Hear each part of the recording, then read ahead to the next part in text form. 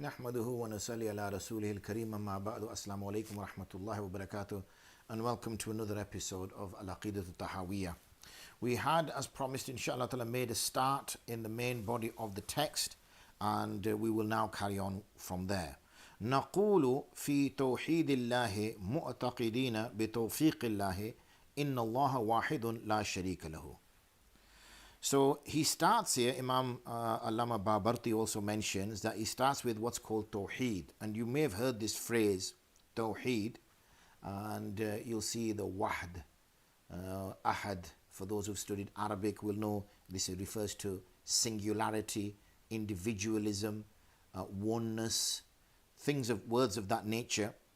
And because this is really the first thing that believers, humans, have to turn their attention to immediately and establish that. And this is the message that was also given to the Anbiya. We find in the Qur'an in Surah Al-Anbiya, وَمَا أَرْسَلْنَا مِن قَبْلِكَ مِن رَسُولٍ إِلَّا نُوحِي إِلَيْهِ أَنَّهُ لَا إِلَهَ إِلَّا أَنَا فَاعْبُدُونَ. That we did not send before you, O Muhammad sallallahu alayhi wasallam, any messenger except that we revealed to him that there is no God. Let's use the word God. There is no God, and we'll define God, deity worthy of worship, except me. Allah subhanahu wa ta'ala says, فَأَبُدُونَ, so worship me. So you can see straight away this is establishing Allah subhanahu wa ta'ala's oneness, and also in pushing that belief, that understanding in amongst the believers. He also then says mu'taqideen, yani aqd. So the aqida part comes again, which we referred earlier, which is about belief, about in the heart, deep rooted, something which sets itself. You know, we recited part of Surah Al-Baqarah in which it says, yuqinoon, they believe in it, right in the end of the first page before you turn on or turn over. Yuqinoon, yani they have firm belief in it. And this is talking about belief. Yani saying ashhadu an la ilaha illallah wa ashhadu anna Muhammadan abduhu wa rasuluh is by the tongue. And if there is nothing within the heart, then we have a problem. In fact, this difference which exists between the tongue and the heart, where the tongue is saying one thing and the heart actually believes another, is what's called nifaq. That's the definition. So Iman is not just based on the tongue's statement alone, the testification of the tongue. The heart has to be in synchronicity. It has to be hand in hand with the tongue. Because Allah subhanahu wa ta'ala mentions the munafiqeen, and he says, قَالُوا آمَنَّا بِأَفْوَاهِهِمْ. They say that they believe with their mouths. وَلَمْ يُؤْمِنْ قُلُوبُهُمْ. But their hearts do not believe. So you can see that the heart and the tongue must go hand in hand. And this is where you find sometimes people saying, I'm going through a difficult patch in terms of my Iman. This is really what they're referring to, is unfortunately they are in the state of shak. They are in the state of raib. They doubt their beliefs.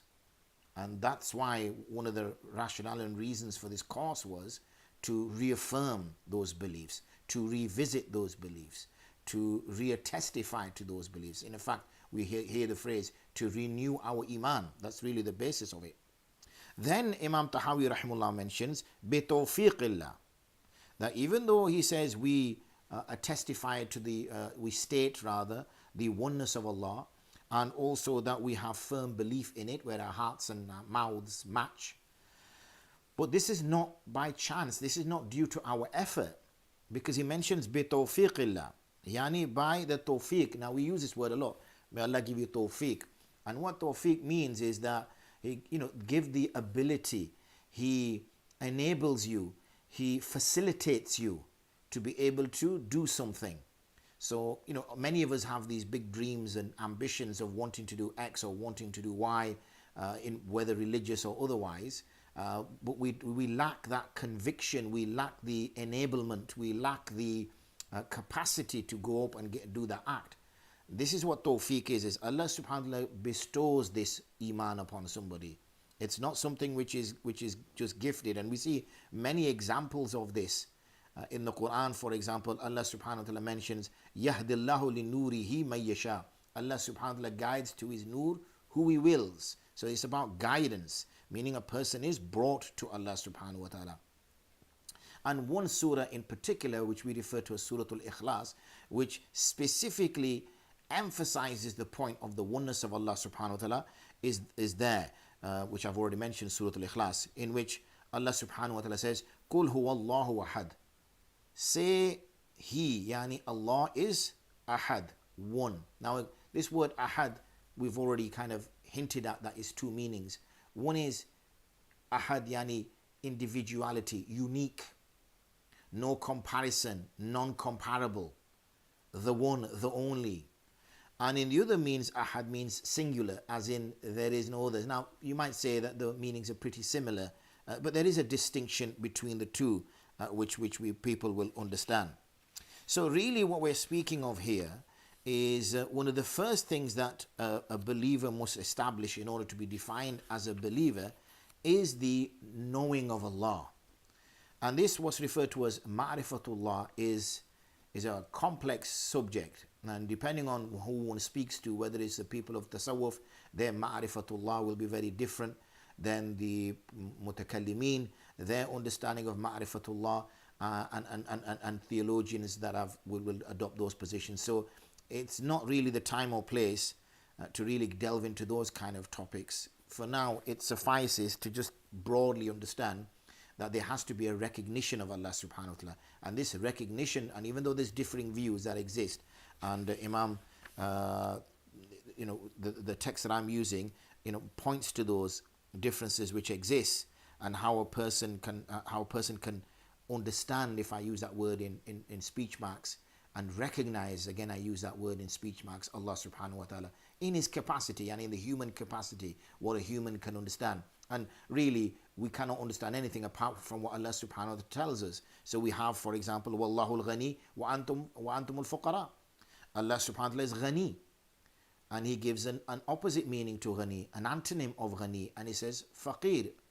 So we know what faqir means, we know what the word means, what a faqir is, and a faqir is a person who's poor, he's in need, he's asking others for help, he is supported by society, whatever.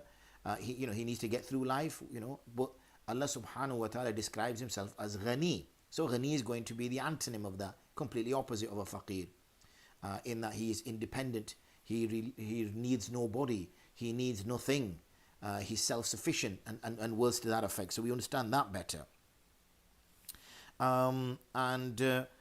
We have the kind of understanding that Ibrahim alayhi salatu wasalam engages in. He mentions, for example, when he's the various mufassirun that describe this event that takes place in order to establish doubt into the minds of the people who believed that the moon was a god, or the stars was a god, or the sun was a god, made the celestial bodies their deities. Then he tried to put doubt into their minds. So we have the verse, فَلَمَّا جَنَّ عَلَيْهِ اللَّيْلِ رَأَى كَوْكَبًا. So when the night descended upon him, he saw a star. قَالَ هَذَا رَبِّي. He then pointed out, the flawed understanding that the people had, that this is my Rabb. فَلَمَّا أَفَلَ قَالَ لَا أُحِبُّ الْآفِلِينَ. But when it descended, or when it disappeared, when the stars disappeared because the sun started to rise, and the brightness of the sun was brighter than the stars reflecting, or not reflecting the case of the stars light, because they are also, the sun is also a star, but clearly it's much closer to us compared to the stars that we see at night. So they were no longer visible because it was too bright. So so here we see that Ibrahim alayhi salatu wasalam is engaging in discovering Allah, in also trying to emphasize to the non-believers that your system, your approach is wrong. Allah subhanahu wa ta'ala can only be known by him making himself known, either through revelation, and we understand him, or through his creation. So when we look at his creation and we think, if my watch on my wrist required expertise of so many individuals and the experience of so many individuals, and if I was to leave my watch, if I was to get whatever my watch is made of, rubber, glass, metal, and place it on the ground, as people argue, and I left it, would, if I came back 600 years later, assuming I could live 600 years or 1,000 years or let's say 1,000,000,000 years, if I came back after 1,000,000,000 years, would those materials have turned into a watch? Of course not. Of course they wouldn't. But this is what, unfortunately, people now believe, that, these things came about by chance. They just were produced. And so this understanding is what Ibrahim alayhi salatu wasalam is challenging, that your understanding is wrong and your analysis of the creation of Allah is wrong. Your analysis should not lead you to think that they are gods. Your analysis, if done properly, would lead you to think that, hold on, there is a deficiency in them. Like he described here, that during the night, the stars disappeared. So that's a deficiency. How can these be your God when something can overcome them? And therefore, when they're overcome, they disappear.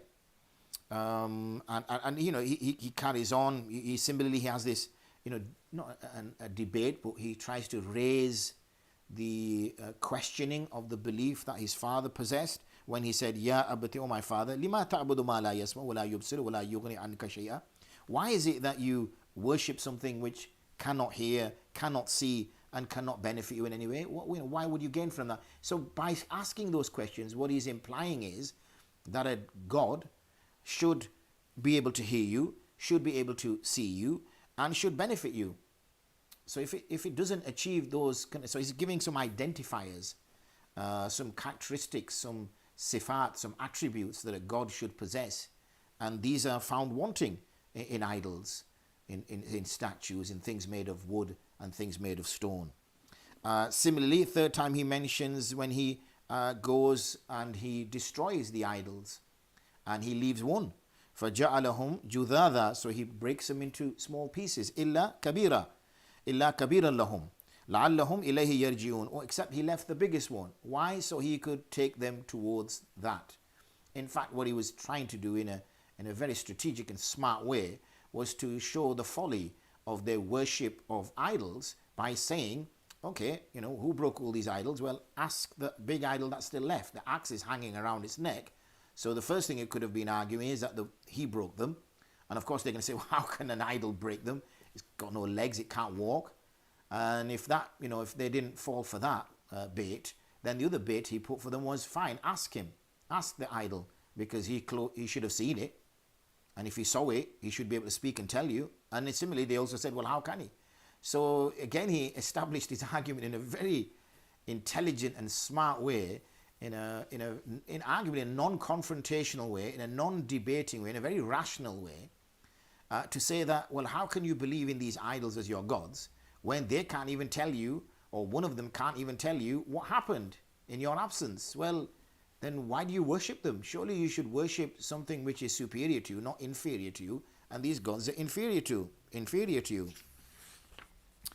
And finally, when he's having his debate, again in a very strategic, in a very smart, in a very non-confrontational way with Nimrud, he says to him, Rabbi alladhi yuhyi wa yumit. That, my Rabb is the being that gives life and gives death. So he's engaging with him rationally to try to make him understand. So obviously Nimrud thinks, well, okay, I can take this on. So he brings two prisoners and he allows one prisoner to be free and he executes the other prisoner and says, look, I also give life and I give death. When Ibrahim alayhi salatu wasalam realized that unfortunately Nimrud wasn't really understanding the full gravity of what Ibrahim alayhi salam's argument was, he then took it to another level and said, that's fine. My Rabb brings the sun makes the sun rise from the east, so you make the sun rise from the west. And at that point, obviously, Nimrud had no argument back. So again, you're seeing rational arguments being made by Ibrahim alayhi salatu wasalam to others, people around him, to make them understand that what they are believing in is wrong. So this is where the ma'rifah is coming in, the understanding of Allah, the recognition of Allah. And as I said, I keep saying, keep them in speech marks, because obviously our understanding is deficient, our understanding is limited, and it's impossible to try to understand a being that's way beyond our capacity. It would be like, for example, an ant crawling on the floor, trying to understand my deep thoughts. There's no chance the ant could understand my deep thoughts, because the ant does not have the capacity. All the ant can do is protect itself, look for food, and continue to reproduce. That's it. It's the three things, very limited. And even if I was to take it to another level, the speck of dust which is, in caught within the hairs of a carpet.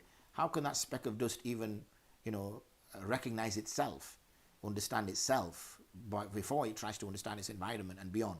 So these are just examples that I'm giving in order to appreciate. Obviously, there is no example that we can give with Allah subhanahu wa ta'ala, because the whole point of this tashbih, that it doesn't exist. You cannot assimilate, you cannot make an argument. I'm just trying to show the folly of two creatures here comparing themselves to one another. Forget the creator. That's on a different thing altogether. And similar arguments were obviously made by Musa alayhi salatu wasalam, and also, we see, and in fact this argument is made. Allah subhanahu wa ta'ala himself makes the argument. He says, Ud'u ila sabili rabbik, that call them towards the path of your Rabb. How? Bil hikmati wal maw'idatil hasana, by using wisdom. And what? Wal maw'idatil hasana, by sound debate, by sound comments, by sound engagements. Engagements, not necessarily confrontational, but clearly you're kind of trying to make a point. Okay. وَجَادِلْهُمْ بِالَّتِي هِيَ أَحْسَنُ, and always debate, and this is a stronger term, and debate with them, argue with them with that which is good. So you can't argue with people who don't accept the Qur'an and say, well, it's in the Qur'an, because they'll say, well, I don't believe the Qur'an, so that's that evidence gone. So what do you do now? You say, oh, okay, that's a good point. Yeah, can't really argue with you now, because I was just going to quote you verses from the Qur'an. Well, I'm sorry, I don't accept it. You accept it's from Allah. I don't. I'm a Christian, or I'm a Jew, I'm a whatever. I'm an atheist, and I don't believe in the Qur'an. I have different views about the Qur'an. So now what does a person do? Well, Allah subhanahu wa ta'ala is telling what the person should do. And this is exactly what the Anbiya did, because their starting point was also not the Qur'an or the revelation that they had received. Their starting point was something which could be rationally argued and could be understood by the mind. And we can see that, Allah subhanahu wa ta'ala saying, and this nadar, this tadabbur, this tafakkur as we call it, tadabbur, reflection, pondering, looking at the world around us. Qul inzuru madha fis samawati wal ard. Look towards that which is in the skies and the earth. Use your eyes, look around you. Does this look like a religion which tells us to close our senses and close our rational mind and just blindly follow? Of course it doesn't. It tells us to rationally engage. It tells us to use our brains, use our observational skills. إِنَّ فِي خَلْقِ السَّمَاوَاتِ وَالْأَرْضِ وَاخْتِلَافِ اللَّيْلِ وَالنَّهَارِ لَآيَاتٍ لِأُولِي الْأَلْبَابِ, that indeed in the creation of the heavens and the earth and in the changing of the night and the day are signs for the people of intellect. Sound intellect, remember, I add the adjective. إِنَّ فِي ذَلِكَ لَعِبْرَةً لِأُولِي الْأَبْصَارِ, indeed in that are signs or a lesson for those people of vision, of those people who are, people who can see things. And I mean, they are not blinded by their own prejudices, they're not blinded by their own biases, they're not blinded by their own misunderstandings and what they bring to the table. They're looking at things with a clean slate, with a clear mind, with a good soul, a pure mind. وَكَأَيٍّ مِّنْ آيَةٍ فِي السَّمَاوَاتِ وَالْأَرْضِ يَمُرُّونَ عَلَيْهَا وَهُمْ عَنْهَا مُعْرِضُونَ, and how many signs in the heavens and the earth that they just walk past, literally blind, completely averse to them, completely unaware of them, completely blind to them, not even engaging with them intellectually. لَهُمْ قُلُوبٌ لَا يَفْقَهُونَ بِهَا, they have hearts, but these hearts have no means of understanding. And we've I don't know if I touched upon the word fiqh earlier, but yafqahuna is a very deep understanding of something. So they've got a superficial understanding. Oh, that's a tree. We know how the water cycle works. But isn't it amazing that the tree takes out carbon dioxide from the sky, which we breathe out, and gives out oxygen? Wow, that's fantastic.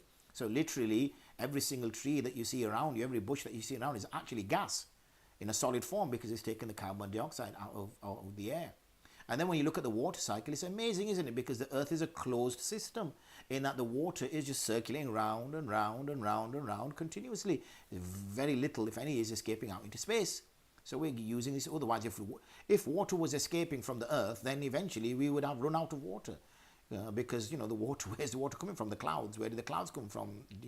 They're just condensation from the seas and rivers and all the rest of it. So really, and I've done plenty of discussions on this on other videos that you can look at in your own time. And what was the argument? Why did they not ponder? Why did they not reflect? Why did they not intellectually engage? This was their response. Inna wajadna aba'ana ala ummatin wa inna ala atharihim muqtadun. That we found our forefathers ala ummatin, from a particular nation, وغيرها, that they were, and we are on their footsteps. Muqtadun, iqtida, following. So if they believed that the sun was a god, then we're just accepting that.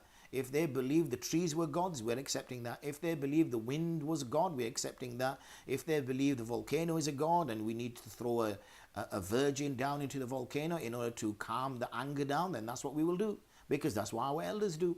And if we have to slaughter children to the god of harvest so that we get a good harvest, that's what we will do, because that's what our forefathers do. This is what we'd always do. This is who we are. But instead, what they should have been doing is following, is reflecting, pondering, not closed-minded, and trying to understand Allah. But نَتَّبِعُ مَا وَجَدْنَا عَلَيْهِ آبَاءَنَا. Rather, we're just following what we found our forefathers. So it's being challenged, this blind, closed understanding of faith. Just because, so-and-so, our parents were X, our parents were Y. And even if a person may argue that, hold on a second here, that, well, doesn't that argue about Muslims as well? That Muslims shouldn't just blindly follow their parents, and they should also look at other faiths and whatever. Even those people who are Muslims, search your deen, understand your deen. You're very fortunate that you're born in a Muslim house. But you shouldn't just follow whatever you found your parents. You need to seek and have faith yourself. Faith is something you have. Unfortunately, we've just become nominal Muslims. We have Muslim names, even those are changing. And we say we're Muslim, but when we compare our beliefs, unfortunately, our beliefs are found lacking.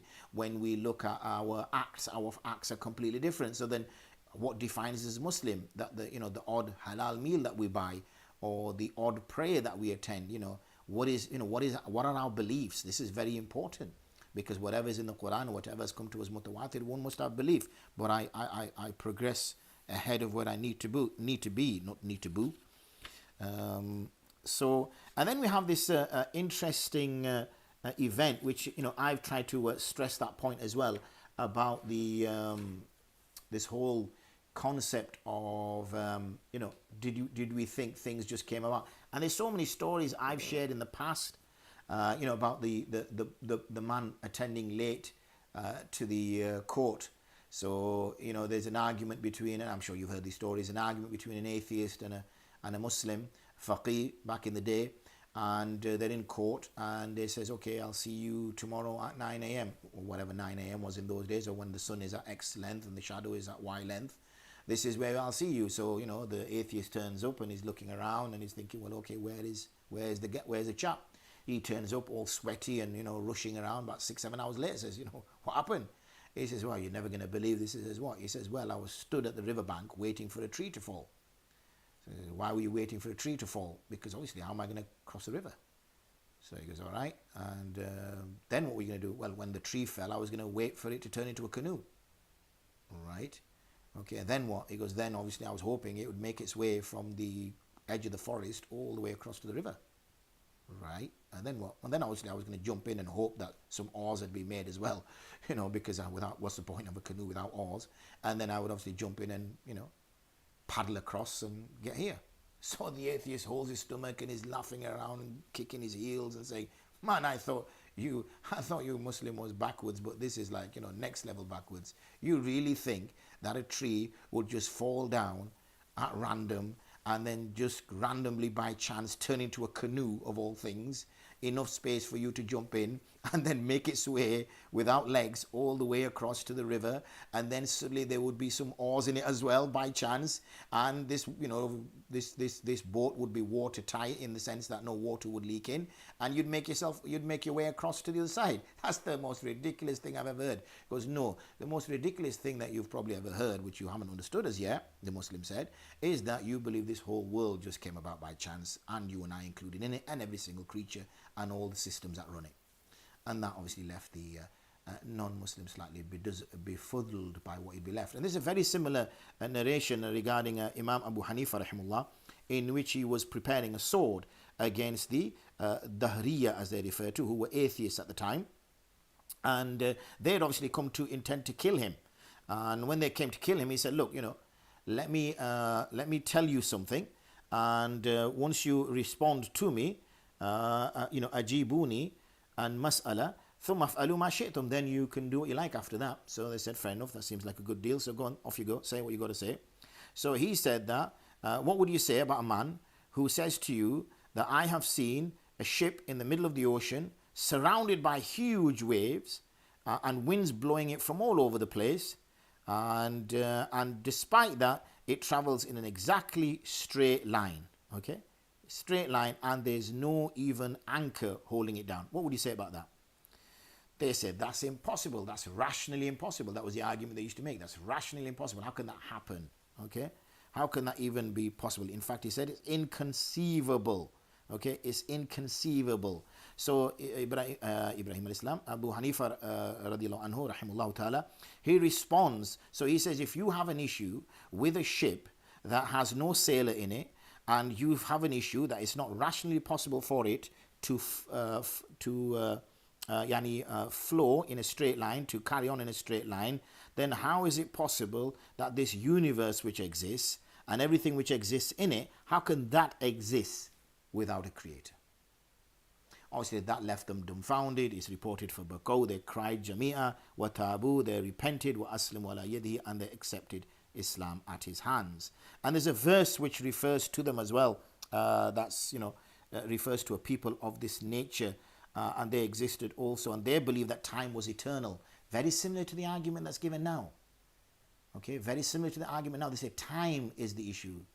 That if something is left for long enough, it will change. So the whole argument is that time is what changes things. That, if you say, well, how can a human, how can an ape-like creature turn into a human? They say time. So what do you mean time? Well, if you leave it long enough, it will happen. Really?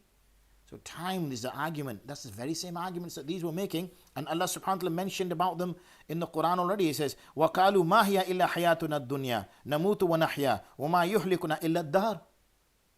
That they say there's no life except this life, okay, of the dunya. We die and then we live. That's how we are. And nothing will destroy us except time, okay. وَمَا لَهُمْ بِذَلِكَ مِنْ عِلْمٍ. Obviously they have no knowledge with regards to this. But it's the time point that I'm making. And that's the argument that's given nowadays. That is time which will give us death. That is time which changes things. It is time which changed a non-existent planet to a planet. It was time that changed that planet from, volcanoes and all this rest of it until it eventually became stable. And then this time is the answer. And that was the same argument given then, and it's the same argument given today. And that seems a good place to stop. Slightly longer than normal. Let's hope it uploads. Wa akhiru da'wana and alhamdulillahi rabbil alameen. Assalamu alaikum wa rahmatullahi wa barakatuh.